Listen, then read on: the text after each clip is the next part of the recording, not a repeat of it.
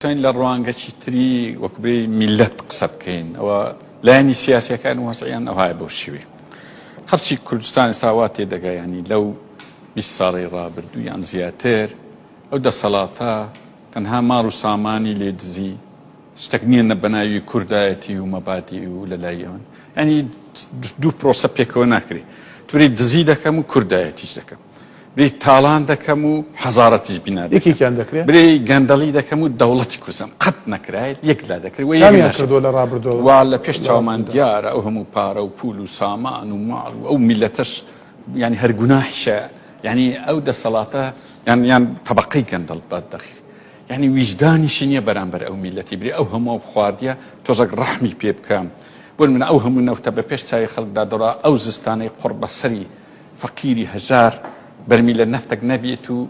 بیسوتێنی ینی میلەت خۆی جیا کردەوە ڕاستی ینی ئێستا بەشی زۆری باوەڕی نەک بە حکوومەت و پەرلەمان و دام و دەستگای حکوومەتی هەریمە ئەوانە نەماوە باوەڕی بە هەڵبژاردنیش نەماوە ینی ئەو جارە زۆرترین بایکۆتە بوو کاتە گەورەترین کوتلە لە کوردستان ئێستا کوتلەی بایکۆتە ڕەنگە خراپیش بی ڕەنگە باش نەبی ئەوە بەڵام نیشانەی ئەوەیە بە هیچ جۆرێک سیقەی لەسەر ئەو حیزبە دەسەڵات و لە تاریخی کوردستانیش هەرگیز میلەت قیادەی خۆی زۆر خۆشویستوە دەزانی کاک مەسعود هیچ حزبێکی سیاسی کوردی بەجددی نایە قسە لەسەرمە بکاکە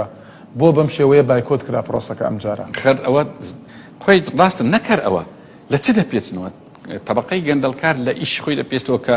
چۆن ماڵ و سامانێکی یەکجار زۆر پێکبینی لە دەرفەتە چکەم بۆ منە دەرهێنانی ئەو سامانە سروشتەی لە کوردستان دەزانین چەند بە بیویژدانی دەردی و تەرتوێران دەکرێت چی گیان لەوەی نییە مەسەن چەند دەدرێتە تورکیا چەند چێری بە میمەیە بەشێک بێتەوە ناو جیرفانیان یعنی ئەوەی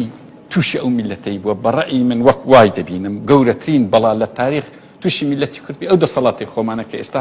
تووشی بووینە بۆیان میلەت سیقەی لەسەر ئەوانە بە هیچ زۆرێک نییە کە چ بچنە بەغدا چکە ئێمە کاتی خۆی کە ئەو فەتری کە جەنابەت باس کرد گەورەترین مکەون بەهێزترین مکەون ئێمەی کورد بووین ئێستا زەعیفترین مکەون ملشۆرترین زەعیفترینیان ئێمەینە دەچی جاران کە هەڵبژاردن تاوا دەبوو حیزبەکانی بەغدا دەبای بێن لە هەولێر و لە سلێمانی حکومەت تەشکیلکەین ئێستا ئێمە دەچن ماڵ بە ماڵ دەگەڕێن چی ناو لێ نایە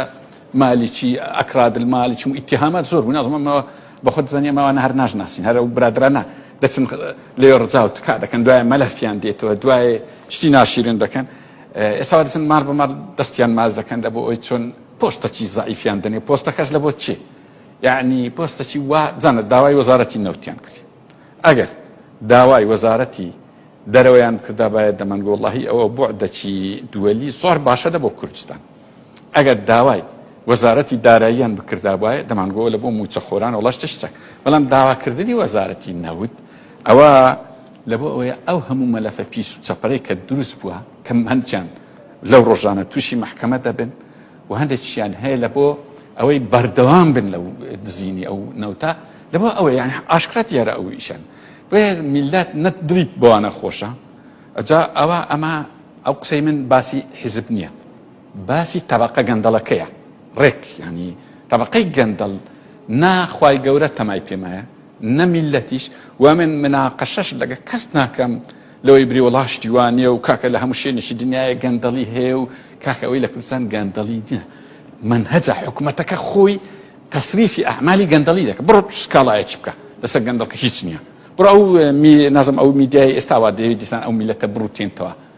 وەرە چوینە لە دادگا شکایەتیان کرد هارنەی خواردووە بەڵام خەڵکانێکی تری فەقیر مامۆستایانی ئاینی ڕۆژنامە نووسان بەدەیان بە سەدان ئەمە بە خۆمان ڕەنگە 15 تا 20 میلیۆن دینارمان لێستاندرای نازم چمان کردێت یعنی خەڵکی تریش نێزیکەی 180 مامۆستای ئاینی لە کوردستان ئەتا ئێستا دەستگیر کراوەتیە یەک گەندەڵکاری سەختەچی خائینیش نەجرێت چکە گەندەڵکار خوای گەورە لە قورئانی بە فاسید و مجرم وەسفی کرد خۆشبەختانە لە قەراری ئومەم متحیدەش لێش بە سەرشۆڕ و پیس و چەپەر وەسفی کردێ لە کوردستان ڕێزی هەیە لە کوردستان ئەوەی گەندەڵیەکەی بکا و سەرکەوتوبی دەرێ فلان پیاو بوو زۆر عاقل بوو ئەگەوەی نەکەدرێن نەیزانی بخوات تەماشا چی بەسڕەتی وەلەنا حیزبەکەی خۆشی ڕێزی نابی ئەوە دەرد و بەڵایەکی زۆر گەورەیە بەس ئەو کوردستانی دادی بۆیە هیچ کەس لەو کوردستانی بەڕێن بێتگە لە تەبەقەی گەندەڵ سیقا و متمانەی بەوەی نییە کە دەستە بەغدایەوە ئیش لە بۆی بکە دەزانی ئیش لە